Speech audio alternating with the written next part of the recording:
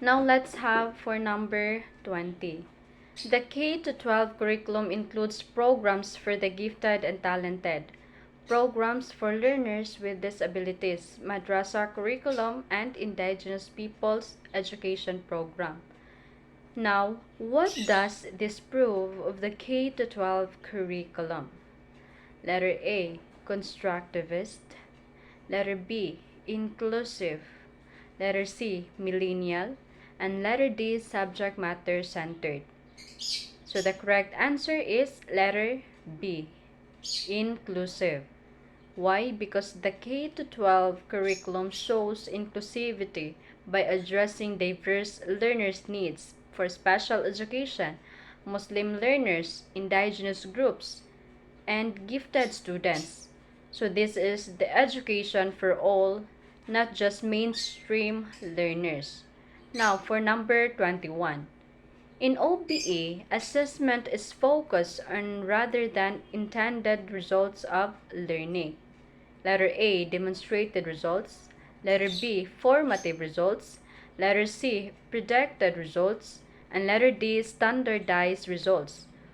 So the correct answer is demonstrated results, because the outcome-based education or OBE values what students can demonstrate and apply real results, not just intended learning goals. Now let's move to number 22.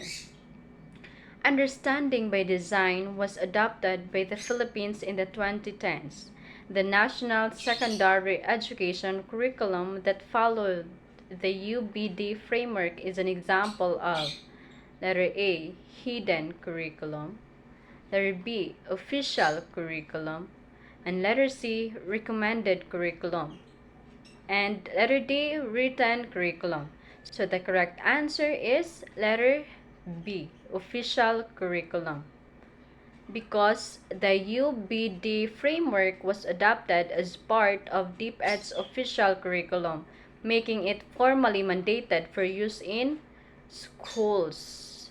Now, for number 23, a certain provincial school elected to utilize a curriculum approach that blends various content courses.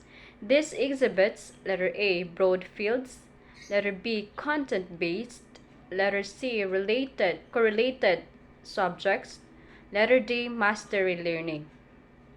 So the answer is letter C, correlated subjects, because correlated curriculum integrates different subjects. Let's have, for example, linking math with science. So to make learning more connected, it is used or it is correlated with that subjects. Now for number 24. District supervisors are generally expected to letter A, author bills to solve educational problems. Letter B, participate in parent-teacher conferences. Letter C, spearhead curriculum evaluations. And letter D, train teachers in pedagogical trends. So the correct answer is letter C, spearhead curriculum evaluations, because supervisors' main role is to monitor and evaluate curriculum effectiveness, ensuring schools meet standards. Now let's have number 25. This agreement was one of the reasons why K-12 was enforced in country, harmonized education system in the Philippines and its neighboring countries. Letter A, ASEAN Economic Integration. Letter B, Asia Pacific Economic Cooperation. Letter C, Kyoto Protocol. And letter D, Paris Agreement. So the correct answer is letter A, ASEAN Economic Integration. Why? Because ASEAN integration required the Philippines to match other countries' 12-year basic education to make Filipino workers globally competitive. Now let's move on to number 26. The following statements are true regarding DepEd's mother tongue-based multilingual education curriculum except letter A. Learners begin their education in the language they understand best, their mother tongue. Letter B. Learning to read in the first language develops skills that transfer to reading any other languages. Letter C. In second language, teaching the first language is used to support learning when the second language is not sufficiently developed to be used alone. And letter D, by the end of grade 6, students will enjoy communicating in their first language and use the mother tongue in learning the academic subjects. So the correct answer is letter D. By the end of grade 6, students will enjoy communicating in their first language and use the mother tongue in learning the academic subjects. Because MTBMLE uses mother tongue as a bridge in early years, but by grade 4 to 6, students are expected to shift to Filipino or English. So, statement D is false. Now number 27. The following are activities and programs in ensuring relevance and contextualization in the K-12 curriculum except letter A. Examples: activities, songs, poems, stories, and illustrations are based on local culture, history, and reality. Letter B. Junior high school students obtain certificates of competency or a national certificate level from TESDA. Letter C. Senior high school students undergo immersion to provide exposure and actual experience in their chosen track.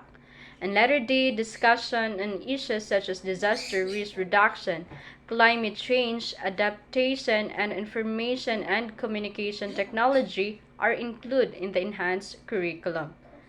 So the answer is letter B. Junior high school students obtain certificates of competency or a national certificate level from TESDA. Because TESDA certificates apply to senior high school, not junior high school. Junior high school only introduces exploratory skills.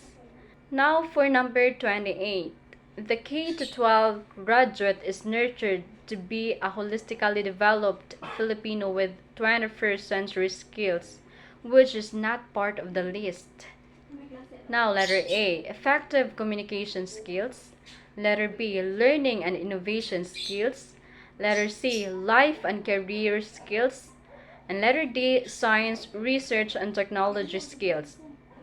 So the answer is letter D. Science, research, and technology skills. Because the 21st century skills framework emphasizes communication, critical thinking, collaboration, creativity, and life skills, not just technical scientific focus. Number 29. Which of the following is not an intended path or exit for the graduates in the K-12 curriculum? Letter A. Business leadership. Letter B. Employment. Letter C. Higher education. And letter D. Middle-level skills development.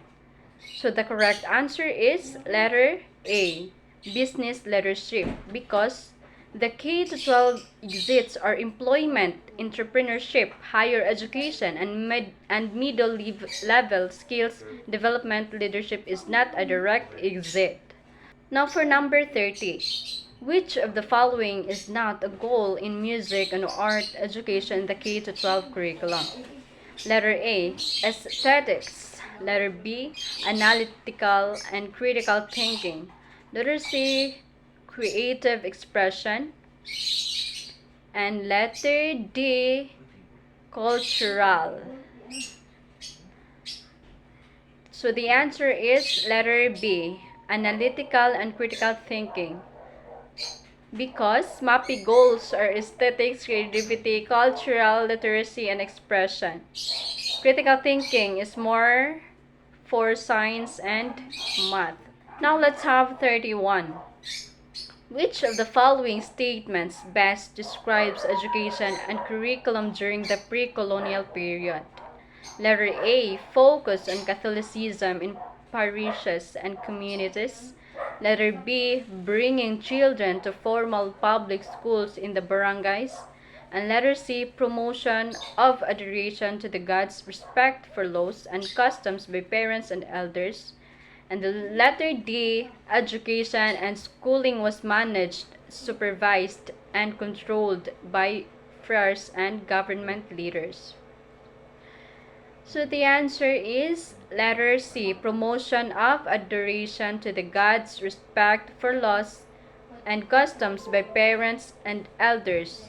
Because pre-colonial education was informal, taught by elders focusing on values, customs, and spirituality, not schools or formal institutions. Now let's have for number 32. The following are statements to describe the educational systems during the American occupation, except letter A. American soldiers were the first teachers. Letter B. Promotion of the bilingual policy in learning the academic subjects. And letter C. Restoration of damaged parochial houses, building of new schools, and conducting classes. Letter D. Infusion of the spirit of democracy, progress, and assimilation to trade and industrialization. So the correct answer is letter B. Promotion of the bilingual policy in learning the academic subjects. Because the Americans imposed English-only policy in schools, bilingual policy only came much later 1970s. 33. Which of the following practices is a red flag in implementing the mathematics curriculum? Letter A. Paper and pencil assessments are used predominantly. Letter B. Students are given time to make sense of math lessons. Letter C. The content instruction focuses on the identified standards for the grade level. And for letter D, students receive feedback about the skills they learned and about the next steps. So the correct answer is letter A. Paper and pencil assessments are used predominantly because math curriculum stresses problem solving, discovery, and application, not just rote tests. Overuse of paper pencil test is a red flag. Number 34. Did we have a postponement on a longer basic education cycle in our Philippine education system? Letter A. Yes, it was during the Spanish period that we adopted senior high school and due to Commonwealth transition was stopped. And letter B. Yes, before World War II, the Americans adopted for us grade 7 but this changed due to Commonwealth transition. Letter C. No. Basic education cycle since the time of the adoption of the Education Act in 1901 during the American regime. And letter D. No. But private schools under DepEd were allowed to adopt grade 7 or a longer basic education curriculum. So the correct answer is letter B. Yes, before World War II, the Americans adopted for us grade 7 but this changed due to Commonwealth transition. Because the US initially planned grade 7 but the Commonwealth government reverted back to a year cycle before World War II. Now let's have for number 35. A traditional curriculum can be described in these statements except A. Students were exposed to situations of listening to recitations only. Letter B. Learning was grounded on authority based on textbooks and STEM resources. Letter C. The curriculum was in a position to offer an education that was centered to the interests of the child. And letter D. The rules and regulations governing the conduct of students were established in a unilateral manner by teachers.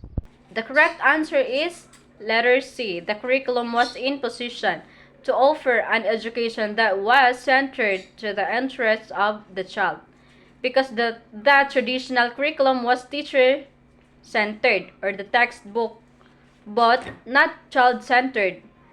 Child centeredness belongs to progressive education.